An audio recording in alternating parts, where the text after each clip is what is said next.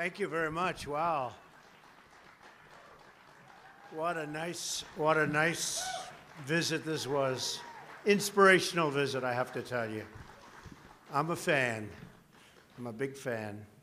I want to thank Howard Kettle, Francis Spradley of the Andrew Jackson Foundation, and all of the foundation's incredible employees and supporters for preserving this great landmark, which is what it is. It's a landmark of our natural heritage.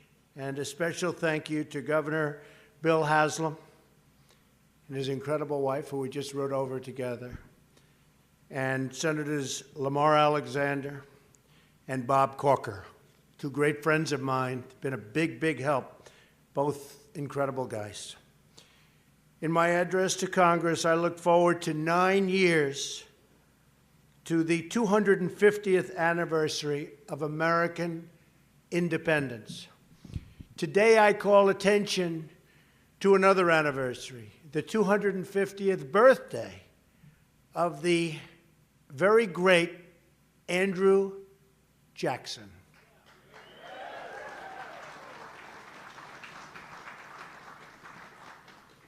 And he loved Tennessee, and so do I, to tell you that. On this day in 1767, Andrew Jackson was born on the backwoods soil of the Carolinas. From poverty and obscurity, Jackson rose to glory and greatness, first as a military leader and then as the 7th President of the United States. He did it with courage, with grit, and with patriotic heart. And by the way, he was one of our great presidents.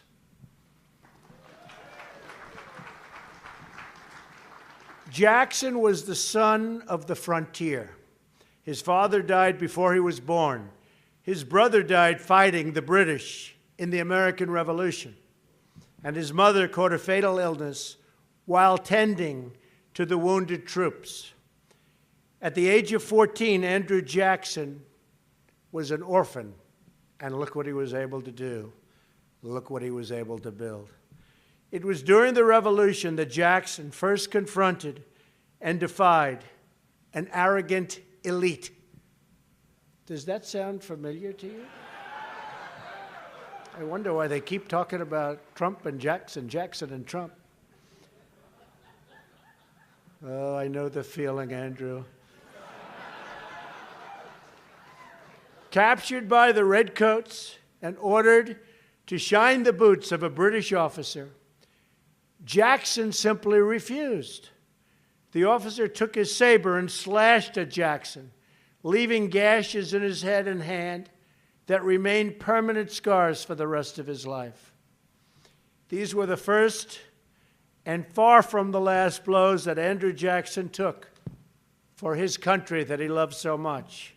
From that day on, Andrew Jackson rejected authority that looked down on the common people. First as a boy, when he bravely served the revolutionary cause. Next as the heroic victor at New Orleans, where his ragtag, and it was a ragtag militia, but they were tough. And they drove the British imperial forces from America in a triumphant end to the War of 1812. He was a real general, that one. And finally, as president, when he reclaimed the people's government from an emerging aristocracy. Jackson's victory shook the establishment like an earthquake. Henry Clay, Secretary of State for the defeated President John Quincy Adams, called Jackson's victory mortifying and sickening. Oh, boy, does this sound familiar. Have we heard this? This is terrible. He said there had been no greater calamity in the nation's history. The political class in Washington had good reason to fear Jackson's great triumph. The rich and powerful, Jackson said, too often bend the acts of government to their selfish purposes. Jackson warned they had turned government into an engine for the support of the few at the expense of the many. Andrew Jackson was the people's president, and his election came at a time when the vote was finally being extended to those who did not own property. To clean out the bureaucracy, Jackson removed 10% of the federal workforce. He launched a campaign to sweep out government corruption, totally. He didn't want government corruption. He expanded benefits for veterans. He battled the centralized financial power that brought influence at our citizens' expense. He imposed tariffs on foreign countries to protect American workers. That sounds very familiar. Wait till you see what's going to be happening pretty soon, folks. It's time. It's time.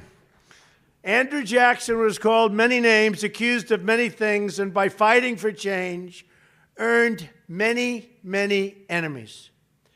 Today, the portrait of this orphan son who rose to the presidency hangs proudly in the Oval Office opposite the portrait of another great American, Thomas Jefferson. I brought the Andrew Jackson portrait there. Right behind me, right, boom, over my left shoulder.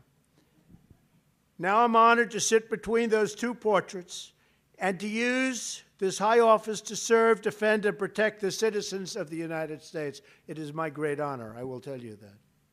From that desk, I can see out the wonderful, beautiful, large, great window to an even greater magnolia tree, standing strong and tall across the White House lawn. That tree was planted there many years ago when it was just a sprout, carried from these very grounds, came right from here. Beautiful tree. That sprout was nourished. It took root. And on this, his 250th birthday, Andrew Jackson's magnolia is a sight to behold. I looked at it actually this morning. Really beautiful. But the growth of that beautiful tree is nothing compared to the growth of our beautiful nation. That growth has been made possible because more and more of our people have been given their dignity as equals under the law and equals in the eyes of God.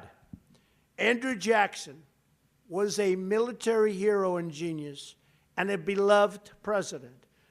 But he was also a flawed and imperfect man, a product of his time. It is the duty of each generation to carry on the fight for justice. My administration will work night and day to ensure that the sacred rights which God has bestowed on his children are protected for each and every one of you, for each and every American.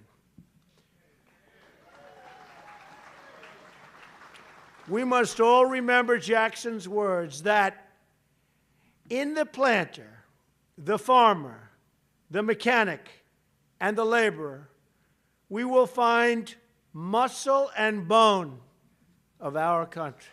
So true. So true. Now we must work in our time to expand, and we have to do that because we have no choice.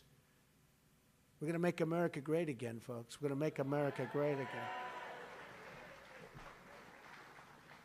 To expand the blessings of America to every citizen in our land.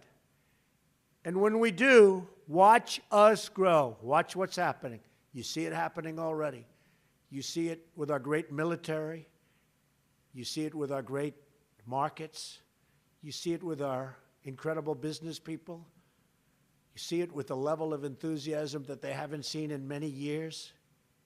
People are proud again of our country. And you're going to get prouder and prouder and prouder. I can promise you that.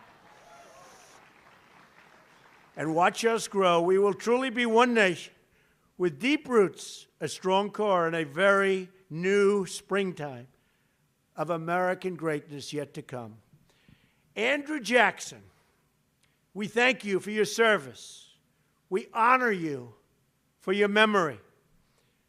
We build on your legacy, and we thank God for the United States of America. Thank you very much, everybody. Thank you. Thank you very much. Thank you. Thank you.